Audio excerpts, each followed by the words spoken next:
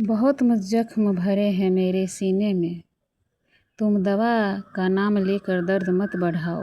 2-4 जख्म सह भी लेंगे पर दवा लगाकर जख्म को नासूर मत बनाओ। हेलो फ्रेंड्स, आप सबका एक्सपीरियंस ऑफ लाइफ में स्वागत है।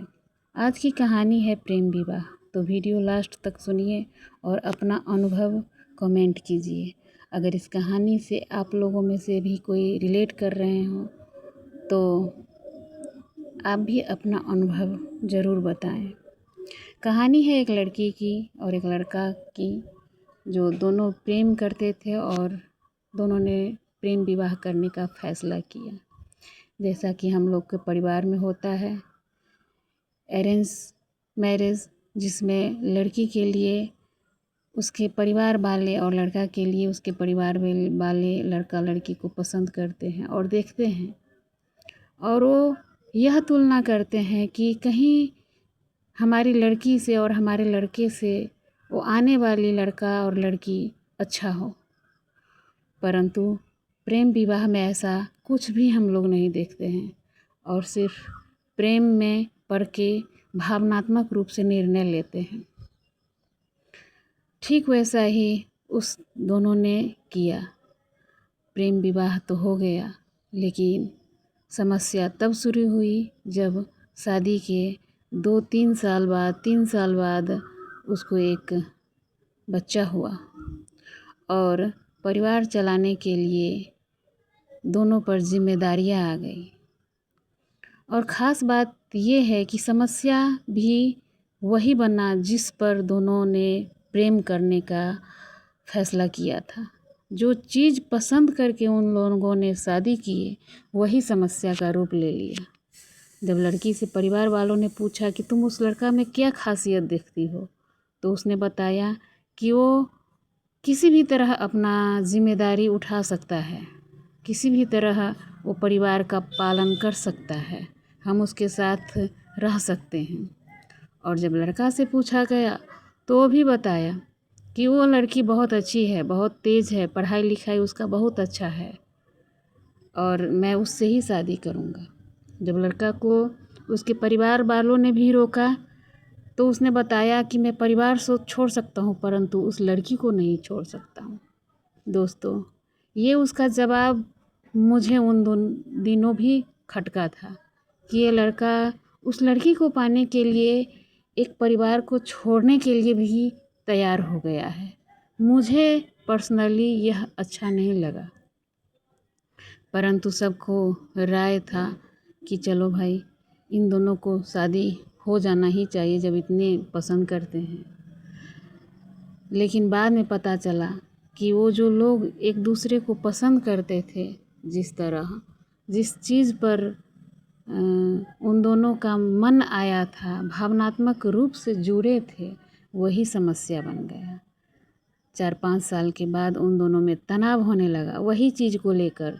जो लड़का पसंद करती थी लड़की की अच्छे गुण का, अच्छे पढ़ाई लिखाई का, वह उससे बर्दाश्त न हो सका और लड़की भी हार मान गई कि लड़का जिम्मेवारी जिस तरह से ले रहा है मैं उस तरह से नहीं रहूँगी, और यही बात उन दोनों की लड़ाई की वजह बन गई।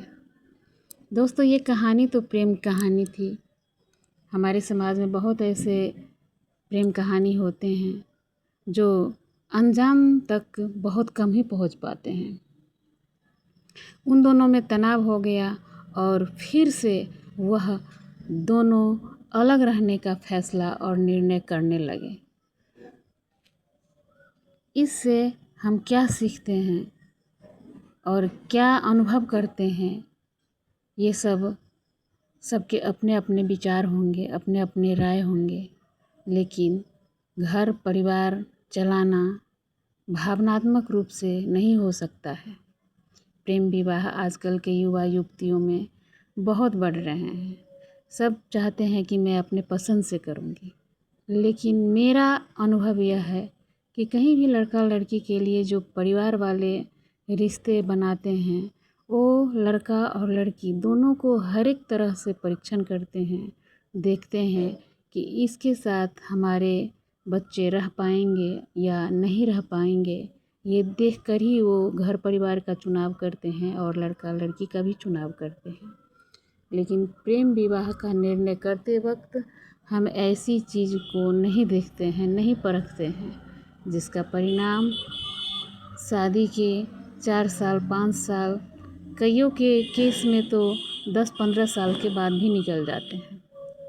शादी में सिर्फ एक दूसरे को पसंद करना ही महत्व नहीं होता है, एक दूसरे को समझना और समझाना और एक दूसरे के परिवार से दोनों को कैसे जोड़े रखे ये भी होता है।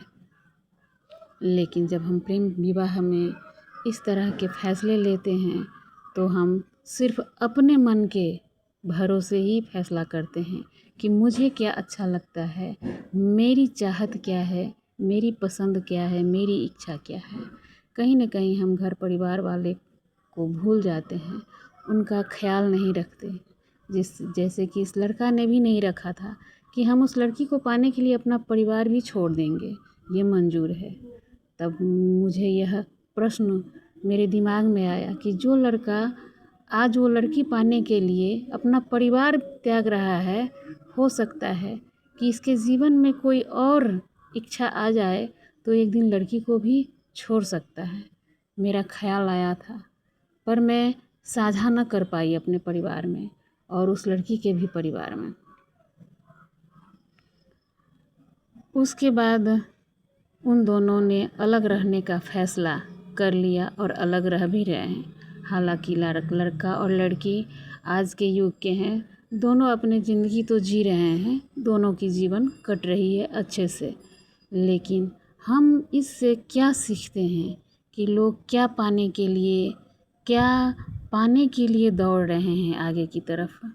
क्या आगे की तरफ दौड़ना सही है या पीछे जो हमारा था अच्छाई, उसको लेकर हमें दौड़ना चाहिए।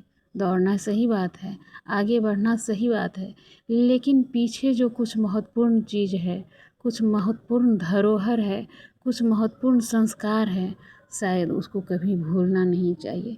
ये मेरा अनुभव है। आप लोग का अनुभव क्या है, प्लीज़ कमेंट कीजिएगा, ताकि हम भी अपना अनुभव, मेरा जो अनुभव है, जो मेरा एक्सपीरियंस है, वो सही है कि गलत है, मुझे भी एक दिशा का ज्ञान होगा। और ये कहानी आप लोग सुने तो इसके लिए आपको बहुत बहुत धन्यवाद। और अच्छा लगे तो एक लाइक भी कर दीजिएगा। धन्यवाद।